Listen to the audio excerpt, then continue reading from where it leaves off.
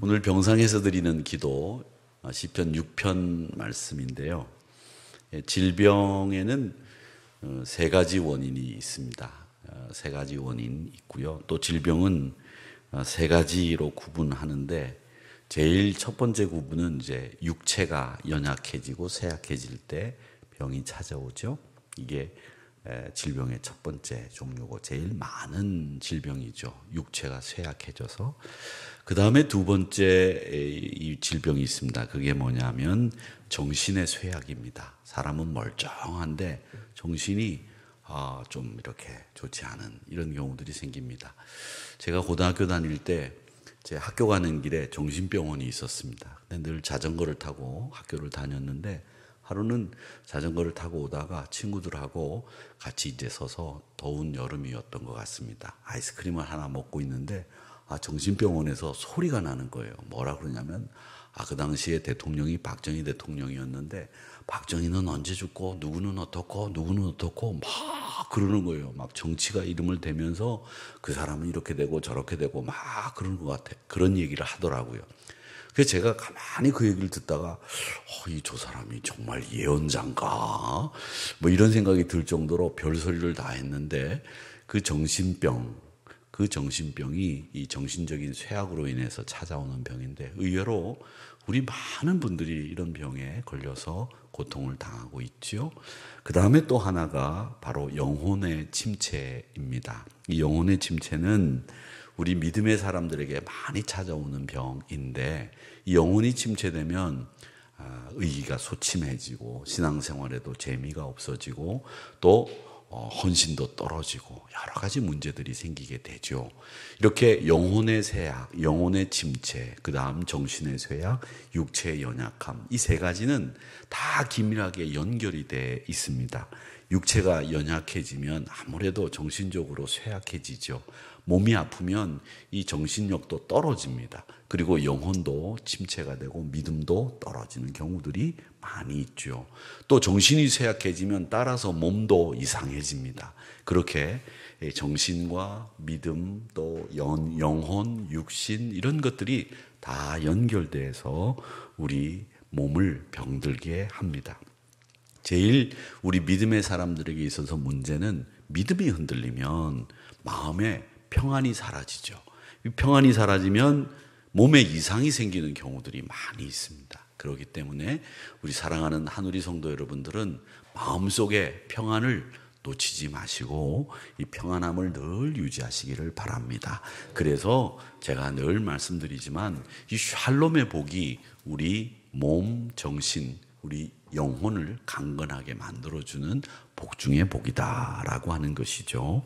근데 오늘 이 시편 6편을 쓴 시인은 다윗으로 알려져 있는데 이 다윗 이 시편 6편을 쓰면서 육체의 질병, 마음의 불안과 두려움 그리고 영적인 고뇌가 복합적으로 작용을 해서 거의 죽을 지경에 다다라 있는 상황에서 이 시편을 쓴 것으로 보입니다. 자, 그러면 이 시인은 왜 이렇게 중한 병에 걸렸을까? 이 병에 걸린 이유가 뭘까? 암에 걸렸나?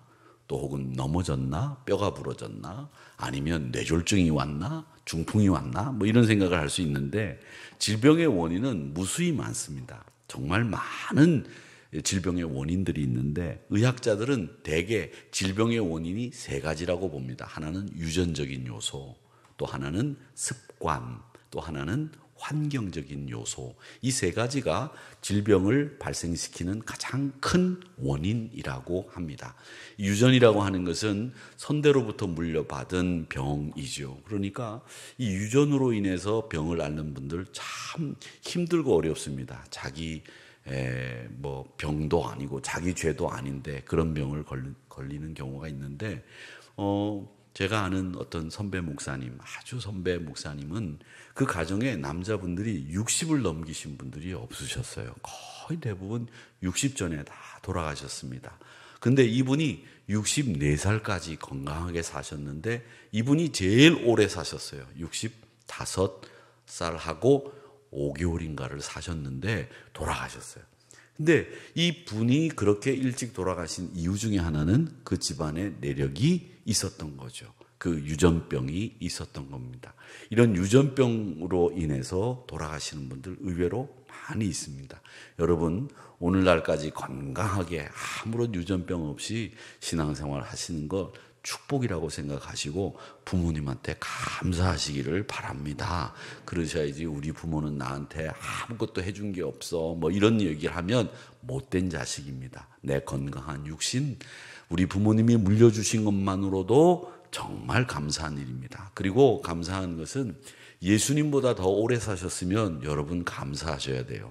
33살에 예수님이 십자가 지셨는데 내가 33살보다 더 살았다 그러면 여러분은 감사하셔야 됩니다. 장수하시고 계신 줄로 믿습니다.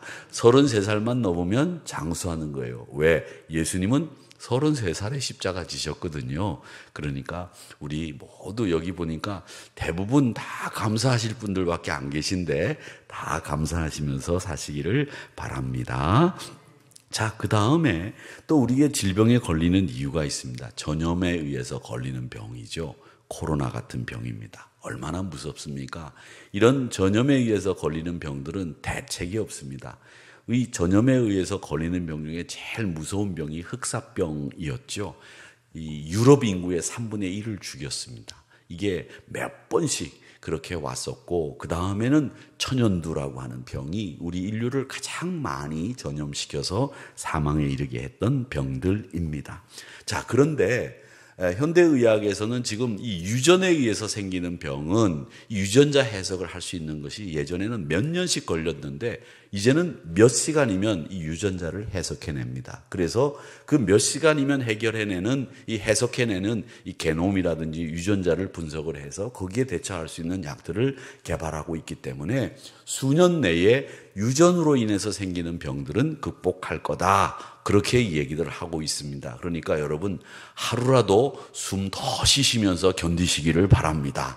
여러분이 앓고 있는 병이 곧 고침받은 날이 옵니다. 하나님이 우리 사람들에게 의학자들에게 지혜를 주셔서 좋은 약 개발하게 해달라고 기도하시면 곧 나옵니다. 그러니까 여러분 어떻게 하시라고요? 숨 안 쉬어질 때 더 한 번 더 쉬시고 밥 숟갈 놓으시려고 할 때 한 숟갈 꼭 더 드시고 60 넘으신 분들은 다이어트 하시면 저한테 혼납니다. 그렇게 하시고 그저 많이 드시고 그저 잘 주무시고 그리고 그저 건강하게 기도 열심히 하시면 하나님이 여러분 심령에 평안에 샬롬의 복을 더하실 줄로 믿습니다. 자, 그런데 우리는 이런 이유 말고 믿음을 가지고 살잖아요. 그렇기 때문에 우리는 신앙적인 이유도 염두에 둬야 됩니다. 왜 우리는 이 신앙적인 의미를 둬야 되느냐? 우리가 믿음을 가지고 있기 때문에 질병이 왜 오는지에 대한 신앙적인 해석도 해야 되겠죠. 그 신앙적인 해석을 우리가 하자면 제일 먼저 성도들을 믿음을 단련시키기 위해서 하나님이 허락하신 변장된 축복으로 이 질병이 찾아올 때가 있습니다. 그래서 이 질병 앞에서 우리가 하나님을 더 사랑하고 하나님 앞에 매달리는 경우, 이런 경우는 우리가 믿음이 더 상승되고 이 질병 때문에 하나님을 더 가까이 하게 된다면 이건 변장된 축복이다. 질병이 아니다라고 하는 것이 첫 번째 신앙적으로 우리가 바라보는 질병입니다. 또 두 번째로 우리가 하나님이 질병을 주시는 이유는 겸손하게 하나님만 구할 수 있도록 하시기 위해서 하나님이 우리에게 질병을 주시는 경우가 있고 또 하나님의 은혜를 내가 생생하게 경험할 수 있는 이런 이 체험을 할 수 있도록 하나님이 우리에게 질병을 주실 수 있다라고 하는 거죠. 저는 제가 수술실에 들어갈 때 가장 은혜를 받았던 말씀이 이사야서 41장의 말씀인데 이 신촌 세브란스 병원 수술실 입구에 이 마취를 기다리는 환자들이 쫙 누워 있습니다. 그런데 그 천장 위에 두려워하지 말라, 놀라지 말라 이 말씀이 탁 있는데 얼마나 힘이 나는지 모릅니다. 여러분, 그때 하나님의 은혜를 그 말씀을 읽으면서 은혜를 받았던 기억이 평생 잊혀지지가 않습니다. 이렇게 질병 가운데 하나님의 은혜를 생생하게 체험하게 하기 위해서 하나님이 우리에게 질병을 주실 때가 있다라고 하는 것이죠. 그 다음에 또 하나 우리가 질병을 갖게 되는 것 이유는 신앙적인 이유는 뭐냐면 이웃의 곤경과 이웃의 어려움을 내가 잘 이해할 수 있도록 하나님이 내 마음에 풍성함을 더하시기 위해서 질병을 주시는 경우가 있다라고 하는 겁니다. 자, 그 다음에 하나가 더 우리가 이야기하는 것이 뭐냐면 질병이라고 하는 고통을 통해서 죄를 발견하고 또 질병이라고 하는 고통을 통해서 하나님을 더 가까이 하고 하나님께 돌아갈 수 있도록 하나님을 더 사랑할 수 있도록 하시기 위해서 질병이라고 하는 고통을 주신다라고 하는 거죠. 그런데 이 부분은 우리가 알고 있지만 목사도 그분에게 이런 이야기를 하지 않습니다. 병 걸린 분에게 신방을 가가지고 목사가 이렇게 얘기합니다. 집사님, 죄 많이 지었구나. 이제 회개해야지. 그리고 뉘우쳐. 그렇게 해야 고침받아. 이렇게 하면 안 되겠죠. 그렇죠?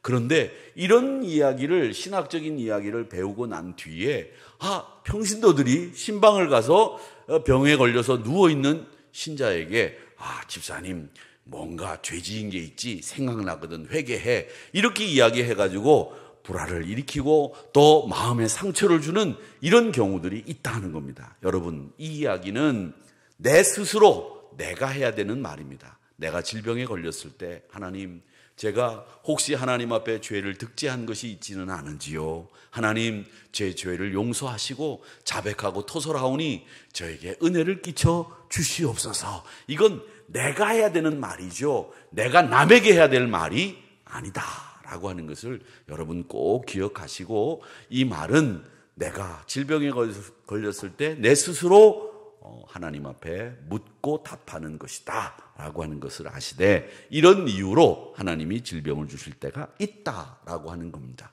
오늘 시편 6편을 보면서 이 질병에 대한 이야기를 여러분들에게 말씀을 드렸는데, 왜 질병에 대한 이야기를 했느냐면 이 시편 6편을 41편과 함께 질병시라고 부릅니다. 질병시. 이 질병시인데, 이 질병시 가운데 이 6편은 특이한 게 시편 기자가 자기 죄를 고백하거나 또 회개하는 이런 대목이 없습니다. 보통 질병시에 보면 하나님, 내가 하나님 앞에 죄를 지었습니다. 하나님, 저를 용서하세요. 이런 말씀들이 나오는데 이 6편에는 그 말씀이 나오질 않아요. 그건 뭘 얘기하느냐면 이 시인이 질병시를 지으면서 시편을 노래하면서 이미 자기 죄를 다 하나님 앞에 토설하고 뉘우치고 회개하고 용서함을 받았다라고 하는 확신이 그의 마음속에 있기 때문에 다시 회개하지 않고 있다라고 하는 겁니다. 자, 그래서 우리가 이 말씀을 보면 모든 질병은 어떤 누구의 손에 달려 있느냐? 하나님의 손에 달려 있습니다라고 하는 것을 이 시편 기자는 우리에게 말씀하고 있다라고 하는 겁니다. 자, 그러면서 시편 1편 말씀을 제가 읽어보면, 여호와여, 주의 분노로 나를 책망하지 마시오며 주의 진노로 나를 징계하지 마옵소서라고 하는 이 말씀을 하는 이유는 하나님이 모든 질병의 통제를 하시고 있다라고 하는 것을 이 시인은 고백하고 있는 겁니다. 그렇습니다. 여러분, 병의 주심도, 병을 치료하심도 하나님의 능력과 통제 아래 놓여 있는 줄 믿습니다. 그런데 그 하나님의 통제와 능력 아래 거하고 있지만 하나님이 그 모든 질병을 고치시는데 하나님이 직접 치료하시기도 하시고, 또 하나님이 어떤 약을 통해서 치료하시기도 하시고, 또 하나님께서 사람을 통해서 치유하시기도 하시고, 여러 가지 방법을 통해서 하나님은 우리의 질병을 치료하시는 분이라는 것을 아셔야 됩니다. 어떤 분들은 기도로만 질병을 하나님이 치료하신다고 말씀하시는데 그건 하나님의 능력을 축소시키는 거예요. 하나님은 기도로뿐만 아니라 말씀으로뿐만 아니라 믿음으로뿐만 아니라 중보기도로뿐만 아니라 의학으로, 수술로, 또 시술로 하나님은 우리의 질병을 다양하게 고치는 방법을 하나님이 다 가지고 계시는 것이고, 그것이 의사를 통해서 집행이 된다고 하더라도 그건 배후에서 하나님이 역사하시는 것이다 라고 우리 믿음의 사람들은 믿으시기를 축복합니다. 여러분 보세요. 어떤 분은 다리에 연골 수술을 하셔서 잘 건강하게 걸으시는 분이 있는가 하면, 어떤 분은 다리 연골 수술을 잘못했다가 혈전이 생겨서 돌아가시는 분들도 계시다라는 거죠. 생사 여탈은 누가? 하나님이 하시는 겁니다. 저는 여러 병을 봤고 그 병 중에서 고침받는 분들도 봤습니다. 어떤 분은 말이죠, 제가 아는 어떤 권사님은 풍이 오셨는데 얼마나 심하게 오셨는지 몸이 다 비틀렸어요. 다 비틀렸는데 그 비틀린 몸을 가지고 열심히 기도하고 열심히 성도들과 구역 식구들이 기도해 드렸는데 한 1년 지나니까 거의 정상이 되더라고요. 그 정도로 놀라운 치료의 효과를 보는 것을 저는 똑똑히 봤습니다. 여러분, 그렇기 때문에 이 병이라고 하는 것은 하나님이 통제하시고 하나님이 주장하신다고 하는 분명한 확신을 가지시고 병에 걸리셨다고 하더라도 실망하지 마시고, 또 하나님께서 고치신다고 하는 약속을 하셨으니 고쳐주실 거라고 믿고 그렇게 승리하시기를 주님의 이름으로 축복합니다. 지금은 돌아가셨지만 김동길 박사가 늘 그런 얘기를 했습니다. 여러분, 병에 걸리면 그저 고칠 생각만 하지 마시고 하나님이 오라 하는 사인으로 생각하시고 오라 하면 가시면 되는 것 아닙니까? 이렇게 얘기하셨어요. 비슷합니까? 제가 이분 흉내는 그저 조금 낼 줄 압니다. 왜 그렇습니까? 제가 이북 사투리를 많이 들었거든요. 왜? 우리 장인 장모님이 이북 사투리를 쓰셨기 때문에 제가 그 말을 조금씩 쓰는데 집에 가면 분명히 또 그렇게 하는 게 아닙니다, 이렇게 하실 거예요. 자, 하실 거예요는 잘못된 말이고요. 어쨌든 믿음의 사람들이 병에 걸리면 우리는 부활의 소망이 또 있잖아요. 그 부활의 소망을 가지고 우리 하나님이 고쳐주시면 감사하고, 또 고쳐주시지 않으면 하나님 앞에 가기를 간절히 소망했던 우리가 기꺼이 두 손 들고 천부여 의지 없어서 손 들고 갑니다, 가면 되는 거 아니겠습니까? 너 그렇게 걱정할 필요 없습니다. 그렇게 믿음으로 사시자고요. 자, 그런데 오늘 여기 이 시편 기자는 뭐라고 얘기하느냐? 7절, 8절, 10절에서 이렇게 질병에 걸렸는데, 질병에 걸린 이것도 힘든데 이 질병에 걸린 시인에게 대적들이 더 힘들게 하는 사람들이 있었던 모양입니다. 7절 보시기 바랍니다. 내 눈이 근심으로 말미암아 쇠하며 내 모든 대적으로 말미암아 어두워졌나이다. 질병이 들어서 힘든데 대적들까지 생겼다는 거죠. 8절을 한번 보시기 바랍니다. 8절에서는 뭐라고 얘기하느냐? 악을 행하는 너희는 다 나를 떠나라. 내가 질병에 걸려서 힘든데 나를 향해서 악까지 행하는 사람이 있다는 거예요. 또 10절 말씀을 보십시오. 내 모든 원수들이 부끄러움을 당하고 내가 병에 걸려 힘든데 원수들이 나를 괴롭히고 있다라는 거죠. 악을 행하고 원수들이 있고 나를 대적하는 이들이 병에 걸린 나를 더 힘들게 하고 있다는 말을 이 시인은 하고 있습니다. 사랑하는 성도 여러분, 설상가상이란 말이 있지 않습니까? 병에 걸렸는데 재산도 다 탕진하고 가족들도 나몰라라 하고, 그리고 자기 몸은 정말 힘들어서 죽을 지경에 빠진 사람이 있지 않습니까? 욥이라고 하는 사람 아닙니까? 이런 질병에 걸렸을 때 원수들까지, 질병에 걸렸을 때 나를 사랑하고 나를 돌봐줘야 될 가족마저도 버리는 이런 경우들이 이 시인은 더 힘들고 어려웠다라고 하는 겁니다. 이 원수들이 시인에게 행했던 악이 뭐냐라고 하는 겁니다. 이 악이 오늘 보니까 눈을 어둡게 하고 나로 울게 하고 나로 힘들게 쇠하게 만드는 사람들이 악을 행하는 원수들이었다라는 거죠.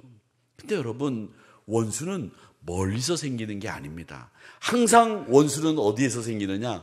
가까운 곳에서 생깁니다. 그렇기 때문에 질병에 걸려 육체가 영혼이 쇠약해지고 연약해졌을 때 시인을 위로하고 시인에게 기도로 도우면서 시인의 아픔을 동참하고 이해할 수 있는 사람들이 그 주변에 아무도 없었다는 거죠. 친구도 이웃도 가족도 다 그 곁을 떠나버리고 혼자 남아서 병과 싸우고 있는 상황이 되어버렸다는 겁니다. 여러분, 이렇게 병에 걸렸을 때, 특히 감기 같은 거 걸렸을 때 별스럽지 않은 병인데 머리는 깨질 것 같고 밥맛은 없고 그냥 쓰면 하늘이 휑휑 돌고 이럴 때 옆에 아무도 없는데 물 한 모금 떠다 줄 사람 없으면 얼마나 서럽습니까? 얼마나 서럽습니까? 우리 조숙자 권사님 고개를 막 이렇게 막 끄덕끄덕거리시는데 얼마나 서러우셨으면 제 말에 그렇게 크게 공감을 하시는지 모르겠습니다만은 여러분 진짜 서럽지요? 그렇죠? 아유 뭐 또 경험을 안 해보신 것처럼 의연하게 나 주변에 사람 많아 뭐 이런 얼굴 표정으로 앉아 계시는데 사람 아플 때는 말이죠 이상하게 마음도 말이죠 이렇게 돼요. 그래서 별스럽지 않은데도 이상하게 서운하고 병이 걸리면 이상하게 이렇게 고가워 보이고 그런 겁니다. 그런데 여러분 이 병에 걸렸을 때 마음을 편안하게 잡수시기를 바랍니다. 오늘 이 시인은 하나님 앞에서 그렇게 기도합니다. 사람들은 다 나를 떠나고 내 곁에 없어도 하나님만이 내 곁에 함께 하시고 있다라고 하는 확신을 하고 있다는 증거들이 여러 곳에서 나오고 있지 않습니까? 욥도 제일 친한 친구들이 있었습니다. 그 세 친구가 찾아와서 위로한답시고 했던 말들을 우리는 욥을 통해서 보는데 다 그 한다는 말이 뭐였느냐? 야, 네가 이 꼴 당하는 건 하나님 앞에 죄를 지었기 때문이야. 제가 조금 전에 말씀드린 것처럼 그건 자기가 스스로 해야 되는 말이고 자기가 스스로 하나님 앞에 돌이켜야 되는 말인데 친구들이 와서 위로한답시고 야, 너 죄를 하나님 앞에 그렇게 많이 졌으니까 가족도 떠나고 재산도 다 날리고 자식도 다 죽고 네 몸에 병도 생긴 거야. 이렇게 이야기하니까 이 욥의 마음에 어디서 위로를 찾을 수 있겠어요. 그러니까 하나님 앞에 원수들이 조소하고 조롱하고 손가락질하는 거 이게 최고조로 증폭이 되는 이런 상황이 벌어졌다는 겁니다. 시인도 바로 그런 상황입니다.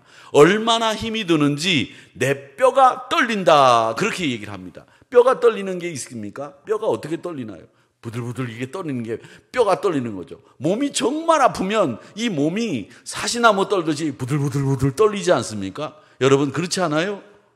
여러분은 건강하시니까 그런 경험을 못 해보셨나 본데 이 몸이 진짜 아프면 몸이 부들부들 떨립니다. 몸이 상처가 나고 몸이 어디가 다치면 그 다친 자리가 막 이렇게 떱니다. 그만큼 힘들다고 하는 것을 이 시인은 얘기하면서 뭐라고 얘기하느냐? 몸만 떨릴 뿐만 아니라 내 영혼까지 떨린다고 이야기를 하고 있다라고 하는 겁니다. 자, 그러면서 얼마나 심각한 표현을 쓰고 있는지 한번 보세요. 밤마다 눈물로 내 침상을 띄우며 6절입니다. 같이 한번 읽어보겠습니다. 시작. 탄식함으로 피곤하여 밤마다 눈물로 내 침상을 띄우며 내 요를 적시나이다. 아멘. 여러분, 아멘 하셨지만 이런 일은 여러분에게 일어나지 마시기를 바랍니다. 예, 그러셔야 됩니다. 얼마나 눈물을 많이 흘렸는지 이 침대가 눈물에 둥둥 떴대요. 장마가 져가지고 물이 들어차가지고 침대가 뜨는 건 몰라도 눈물을 너무 많이 흘려가지고 그 눈물에 침대가 떴다는 거예요. 이게 과장이죠. 그만큼 눈물을 많이 흘렸다는 거고 여러분 베개를 눈물로 적시는 거는 이해가 돼요. 그런데 요를 땀으로 적시는 게 아니라 눈물로 다 적셨다는 거예요. 이게 과장이지만 그만큼 많이 힘들고 그만큼 많이 어렵다는 이야기를 하고 있는 겁니다. 얼마나 많이 눈물을 흘렸을까요? 그렇게 암담하고 고통스러웠던 시인이 갑자기 8절의 말씀에 보면 이제 확신과 승리를 이야기합니다. 뭐라고 얘기하느냐? 기도하다가 말고 그는 하나님의 응답을 받은 거예요. 그래서 뭐라고 얘기하느냐? 악을 행하는 너희는 다 나를 떠나라. 하나님이 나를 지켜주신다. 이렇게 이야기를 합니다. 내 울음소리를, 내 간구를 하나님이 들으셨기 때문에 악을 행하는 자여 다 내 곁을 떠나라. 그렇게 얘기를 합니다. 슬픔이 변하여 춤이 되게 하시고 베옷을 벗어서 기쁨으로 띠를 띄우시는 하나님이다라는 것을 우리에게 말씀하시는데, 시편 30편 11절 말씀입니다. 그게 그대로 이루어지는 거예요. 한번 우리 읽어보겠습니다. 이 말씀이 여러분의 삶에 그대로 적용되기를 바라는 마음을 가지고 읽겠습니다. 시작. 주께서 나의 슬픔이 변하여 내게 춤이 되게 하시며 나의 베옷을 벗기고 기쁨으로 띠 띄우셨나이다. 아멘. 이런 삶을 사시기를 바랍니다. 시인은 원수들이 부끄러움을 당하고 떨며 물러갈 것을 선언하고 있습니다. 내가 뼈가 떨리고 내 영혼이 떨리지만 이제 하나님이 나로 원수들을 물러가게 하고 다시 회복시켜 주신다라고 하는 확신을 가지고 있다라고 하는 겁니다. 여러분, 우리 믿음의 사람들은 항상 역전의 명수들입니다. 역전의 명수. 싫은 것 같으나 이기고, 무명한 것 같으나 유명하고, 없는 것 같으나 다 가진 자가 누굽니까? 우리 그리스도인들입니다. 여러분, 그렇기 때문에 우리가 역전의 명수예요. 항상 반전이 있고 하나님이 이기게 만들어주시는 능력을 가진 사람들이 여러분들이라는 것을 잊지 마시기를 축복합니다. 우리는 결국 승리하게 돼 있어요. 요한복음 5장 29절 말씀에 뭐라고 얘기했느냐? 선을 행한 자는 생명의 부활로, 악을 행한 자는 심판의 부활로 나오리라, 이렇게 말씀하셨습니다. 여러분은 믿음으로 의의 옷을 입고 신앙생활 하셨으니 생명의 부활로 나오시게 될 줄 믿습니다. 이건 승리가 보장되어 있는 거예요. 여러분, 그렇지 않습니까? 제가 늘 말씀드리지만 예전 2002년 월드컵 경기를 할 때, 포르투갈하고 경기를 할 때 1대1로 비겼어요. 야, 지는 줄 알았어요. 그런데 페널티킥을 차게 되는데 마지막에 홍명보가 그걸 넣어가지고 우리가 이겼어요. 지금도 생생하게 기억하는데 그 경기를 볼 때 어떻게 봅니까? 이제는 마음 편하게, 저 경기 마지막에 홍명보가 넣는 거야, 이긴 거지. 그리고 편안하게 보시죠. 그거 똑같습니다. 여러분은 이기셨습니다. 이길 게 아니에요. 이기셨어요. 그랬기 때문에 여러분은 나중에 생명의 부활로 나오실 분들이에요. 여러분들은 지는 게 없어요. 지금은 지금은 잠깐 실수해도, 지금은 잠깐 패퇴해도 나중에 결국 역전해서 이길 분들이 우리 그리스도인들이라고 하는 것을 잊지 마시기를 바랍니다. 그게 요한복음 5장 29절이에요. 생명의 부활로 나오리라. 그렇기 때문에 여러분 항상 이 확신을 가지고 승리하시기를 축복합니다. 제가 지난주에 미완료 시제라고 하는 것을 일러드렸습니다. 완료가 되지 않은 시제이기 때문에 이 완료가 될 때까지 계속 진행된다. 영어로는 이 동사 뒤에 ing를 붙이는 진행형과 똑같은 것이 완료, 미완료 시제라고 말씀을 드렸어요. 완료가 되지 않았기 때문에 완료될 때까지 계속 진행이 되니까 계속된다는 말이죠. 그런데 오늘 여기 미완료 시제를 쓴 말씀이 있습니다. 그게 뭐냐? 시편 6편 9절의 말씀인데, 내 기도를 받으시리로다, 이 말씀입니다. 이게 미완료 시제예요. 그러면 무슨 말이에요? 기도를 하나님이 한 번만 받는 거예요? 계속 받는 거예요? 계속 받는 거예요. 하나님이 계속 받는다는 거예요. 하나님이 내 기도를 요때만 받으시고 다음에는 안 받으시는 게 아니라 하나님이 계속 우리 기도를 받으신다는 얘기입니다. 그러면 그 기도는 응답되겠습니까? 응답되지 않겠습니까? 응답됩니다. 사랑하는 성도 여러분, 우리의 믿음이라고 하는 것은 항상 현실보다 앞서가요. 앞서간다는 말은 뭐냐? 믿음은 비전이고 현실은 문제일 뿐이에요. 우리 현실은 지금 문제가 잔뜩 있다고 하더라도 믿음은 앞서간다는 말은 이 현실보다 저 앞에 있는 거예요. 그 앞에 있는 믿음을 여러분들이 가지고 계시다는 거예요. 문제 때문에 고민하지 마십시오. 여러분은 믿음을 가지고 있기 때문에 지금 어렵고 힘든 이 현실 문제를 뛰어넘어 하나님이 해결해 주시고 응답해 주시는 이 9절의 말씀처럼 내 기도를 받으시는 하나님이 여러분과 함께 하시는 줄로 믿습니다. 이 금요일은 여러분들이 기도 응답의 확신을 가지고 가는 시간이에요. 그렇기 때문에 우리 기도는 응답된다.